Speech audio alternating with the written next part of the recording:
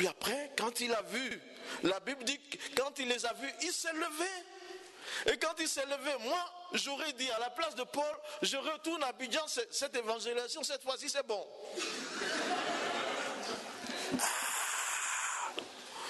Mais qu'est-ce qu'il dit? Il dit, il s'en va jusqu'à Antioche avec eux, après. Il évangélise, il s'en va d'où eux, ils sont venus pour le battre.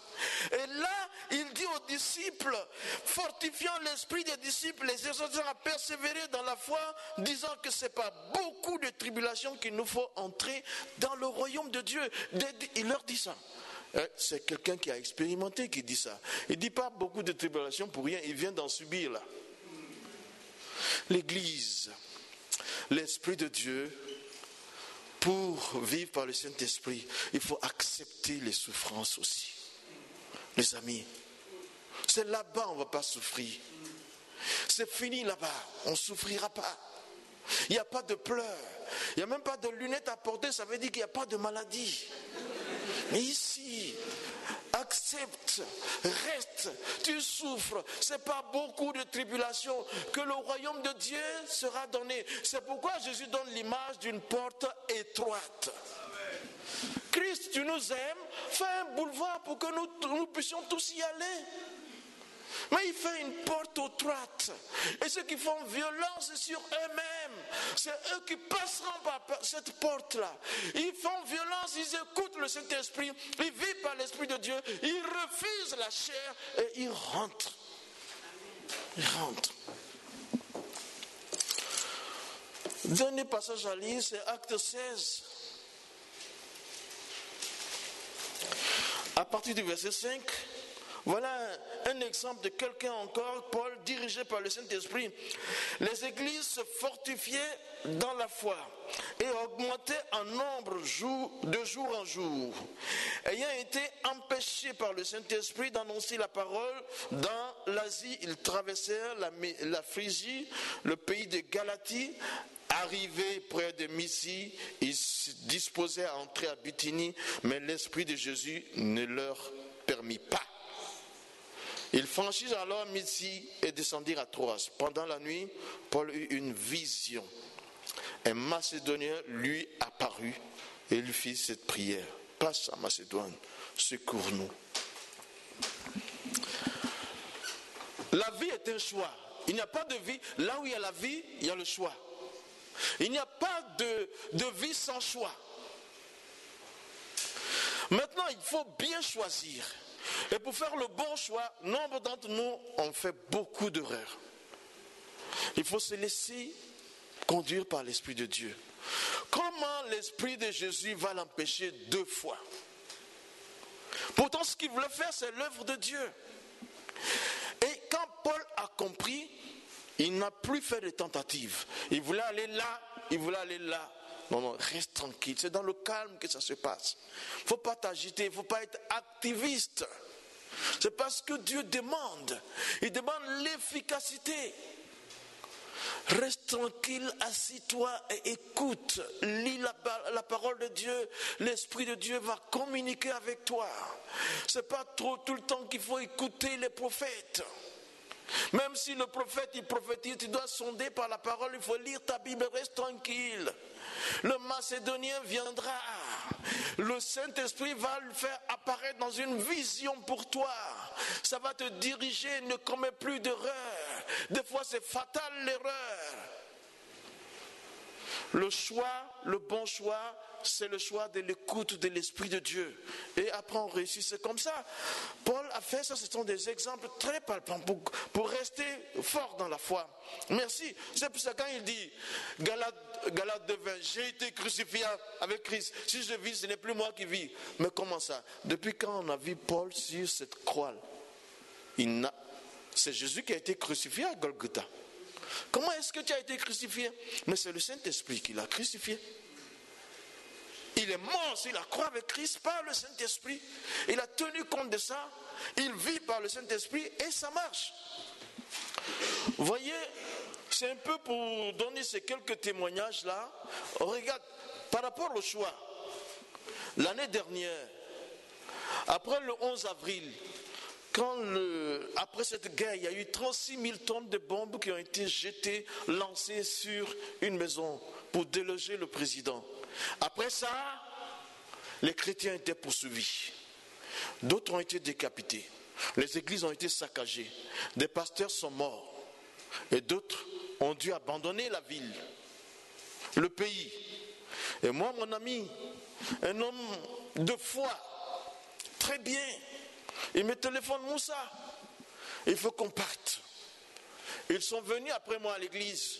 Ils ont trouvé le gardien, ils l'ont frappé, ils l'ont battu, et ils ont emporté encore des instruments dans son église à lui.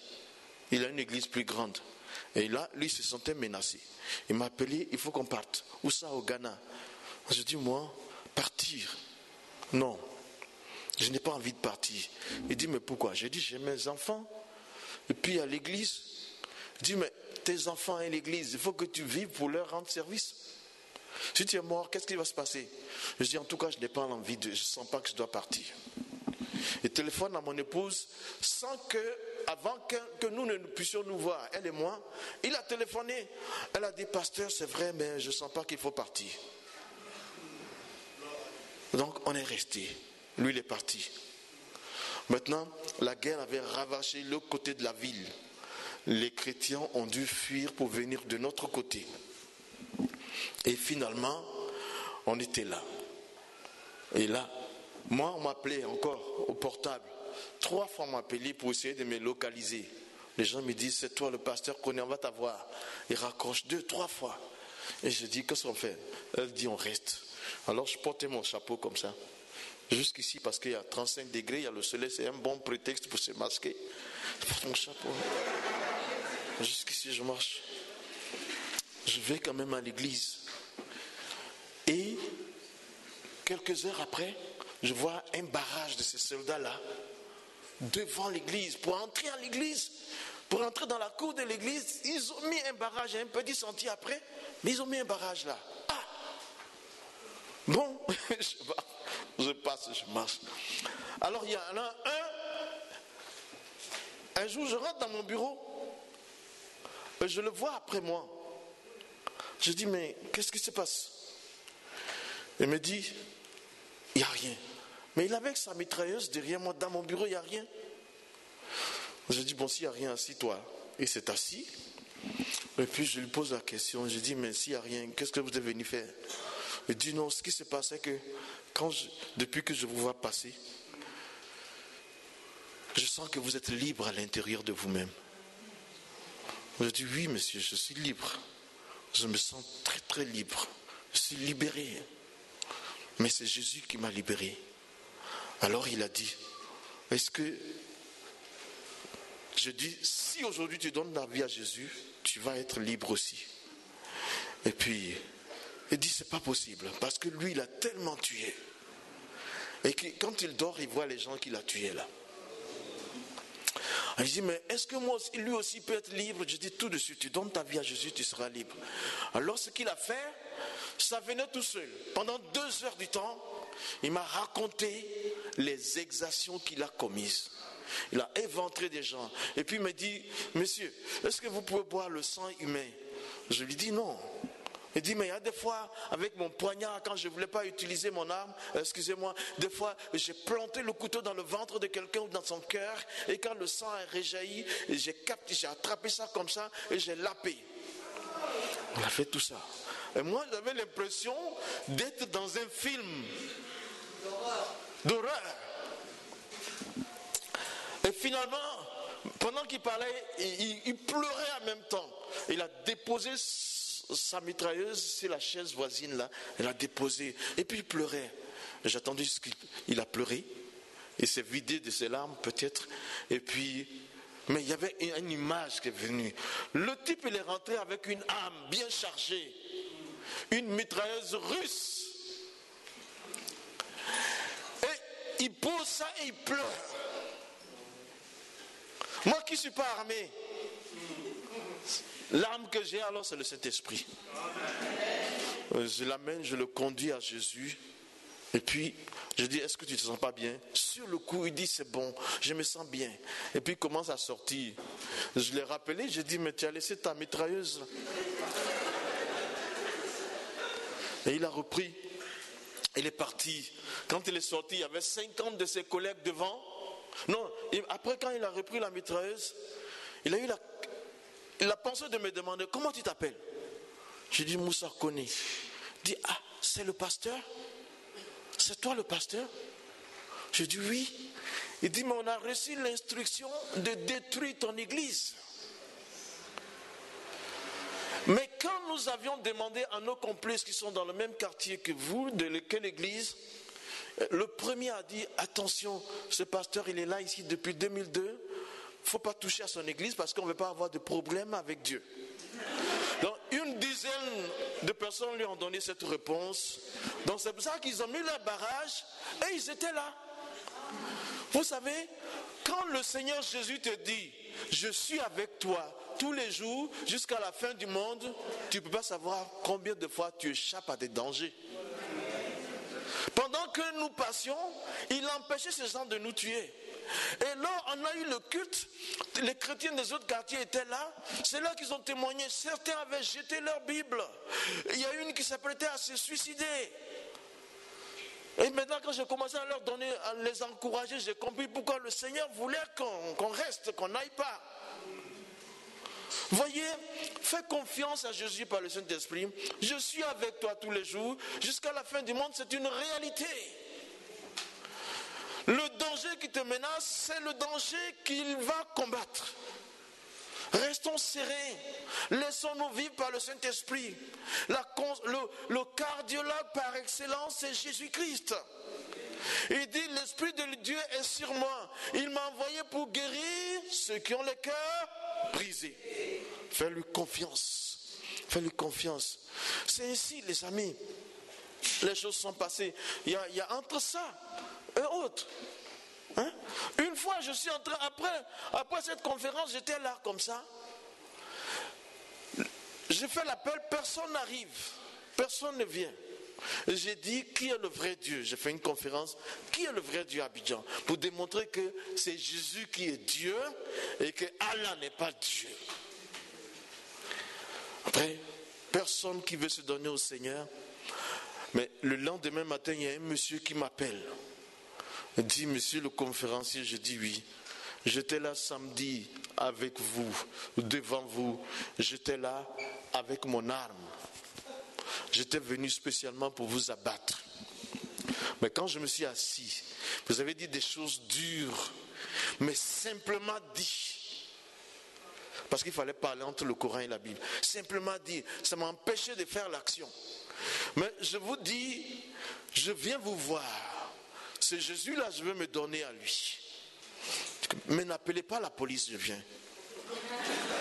Il est venu, il était à 2, il me raconte, j'étais tout près de vous. J'ai reconnu la veste qu'il portait. La couleur, j'ai dit, je vous ai vu. Il dit, mais j'avais une arme, l'arme est toujours là. Et il enlevait une liasse de billets comme ça. Il m'a montré. Il dit, j'ai de l'argent, je n'ai pas de problème d'argent. Je suis financé par un tel imam, par un imam de la ville bien connu. Mais je n'ai pas la paix, ça fait 10 ans que j'ai décidé de te tuer toi. Mais plus les années passaient, la paix disparaissait dans mon cœur. Mais voici devant toi. Il dit, mais qu'est-ce que tu as? Qu'est-ce que tu as? Je dis, j'ai Jésus. Pour lui dire, j'ai le Saint-Esprit. J'ai Jésus à moi. Je lui dis, tu me vois tout petit, mais il est bien fort, bien costaud. Hein?